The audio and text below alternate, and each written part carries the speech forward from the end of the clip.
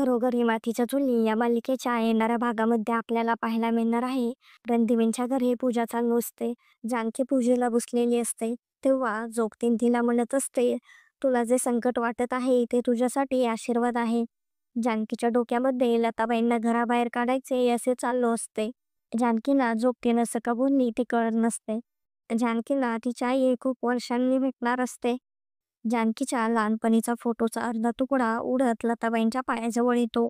लताबाई तो फोटो उचलतात. त्यामध्ये एक लहान मुलगी तिच्या आईसोबत असते. त्या फोटोचे 2 तुकडे झालेले असतात. लताबाईंकडे सेम तसाच अर्धा फोटोचा तुकडा असतो. लताबाई त्यांच्याजवळ असलेल्या अर्ध्या फोटोचा तुकडा त्या फोटोला जोडतात. तेव्हा त्यांना समजते ही तर माझी मुलगी आहे. हिला मी मधुभाऊंच्या आश्रमात सोडले होते. त्यांना समजते त्यांची मुलगी रणदिवेंच्याच घरात आहे.